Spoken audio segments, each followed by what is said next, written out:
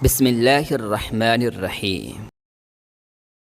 سوال: سڑکوں پر جب نجاست دیکھنے میں آئے یا بارش کے وقت نالیوں کا گندا پانی سڑکوں پر چلتا ہے یا سڑکوں پر بعد میں گندگی چھوڑ جاتا ہے، اس وقت بارش کی چھینٹیں جو کپڑوں پر آئیں وہ پاک ہے یا نہیں؟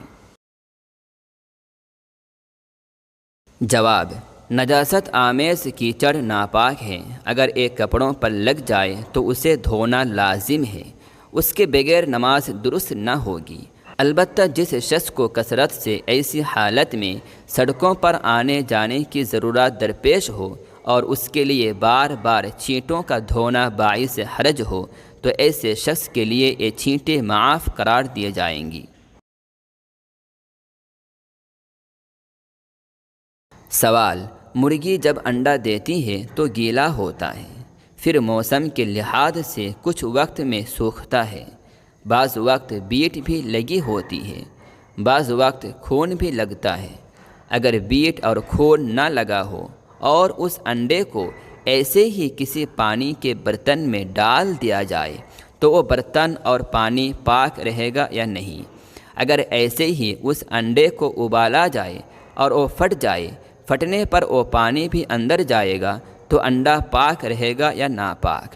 انڈے کو جب توڑتے ہیں تو اس کے چھلکے انڈے کی زردی اور سفیدی میں لگتے ہیں تو وہ زردی و سفیدی پاک رہے گی یا نہیں؟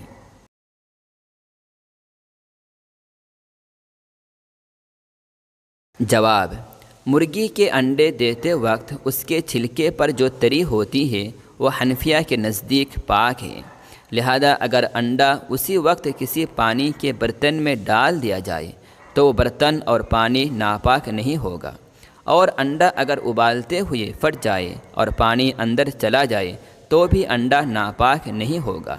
اسی طرح ان انڈوں کو ملا جلا کر توڑنا سب جائز ہے اور زردی و سفیدی سب پاک ہے، تاہم فقہا نے احتیاطاً اس پانی سے وضو اور غسل کرنے کو مکروہ کہا ہے۔ البتہ اگر انڈے کے چھلکے پر خون یا بیٹ لگی ہو تو ظاہر ہے کہ وہ ناپاک ہوگا، اگر اسے پانی میں ڈالا جائے تو وہ ناپاک ہو جائے گا۔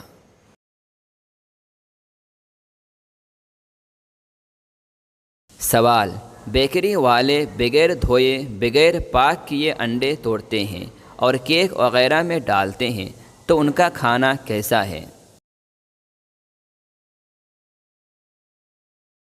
جواب: مذکورہ انڈے سے بنے ہوئے کیک کا کھانا درست ہے۔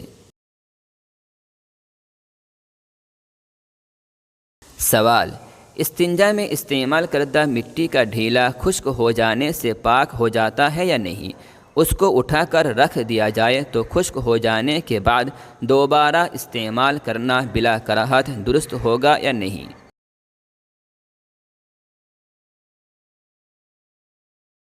جواب: جس ڈھیلے کو ایک مرتبہ استنجا میں استعمال کر لیا وہ ناپاک ہو گیا، اس کو دوبارہ استعمال کرنا درست نہیں ہے۔ البتہ اگر ڈھیلا بڑا ہو تو اس کی دوسری جانب کو استعمال کیا جا سکتا ہے۔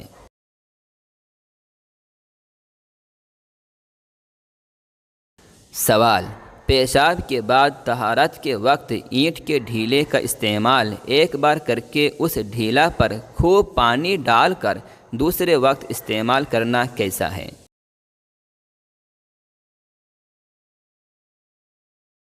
جواب: جس اینٹ کے ڈھیلے کو استنجا کے لیے استعمال کیا گیا ہو اسے اگر پاک پانی سے اچھی طرح دھو دیا جائے تو اس سے دوبارہ استنجا کرنا درست ہے۔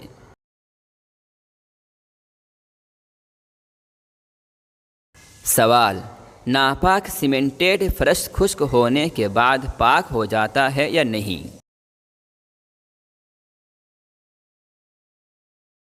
جواب: سیمنٹڈ فرش اگر ایسا ہے جس میں پانی جذب ہو جاتا ہے، یعنی وہ زیادہ چکنا نہیں ہے، تو ایسی صورت میں سوکھنے سے اس کی طہارت ہو جائے گی۔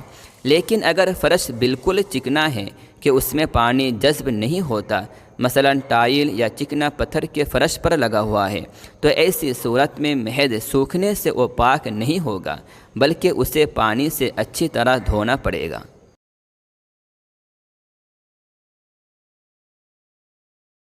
سوال: منی، مزی اور ودی میں کیا فرق ہے اور اس کی کیا شکل ہے اور کب اور کیسے نکلتی ہے؟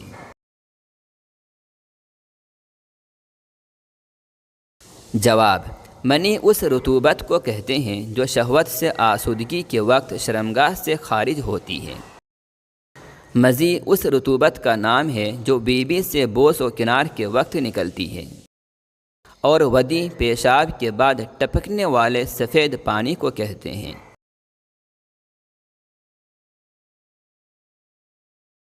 سوال: مزی اگر کپڑے پر لگ جائے تو کتنی مقدار پر معاف ہے اور کتنی مقدار کی زیادتی پر کپڑا دھونا ضروری ہے؟ جواب: مزی ناپاک ہے۔ اگر وہ کپڑے یا بدن پر لگ جائے تو اس کا دھونا ضروری ہے، البتہ اگر وہ مقدار میں 1 درہم سے کم ہو اور کپڑے یا بدن پر لگی رہ جائے تو اس حالت میں نماز پڑھنا صحیح ہو جائے گی۔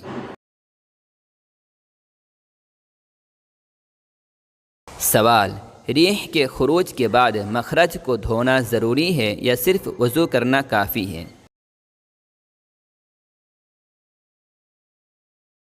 جواب: خروج ریح سے مخرج کو دھونا لازم نہیں، اس لیے کہ ریح کے خارج ہونے سے نہ جسم ناپاک ہوتا ہے اور نہ کپڑا ناپاک ہوتا ہے، بلکہ صرف حدث اصغر حکمی لاحق ہوتا ہے جس کے لیے وضو کرنا کافی ہے۔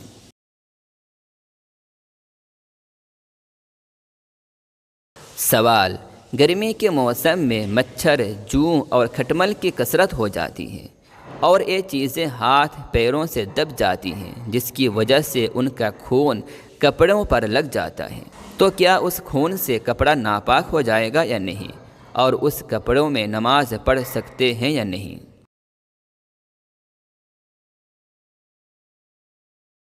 جواب: مچھر، جوں اور کھٹمل کے خون سے کپڑا ناپاک نہیں ہوتا، اس میں نماز پڑھی جا سکتی ہے۔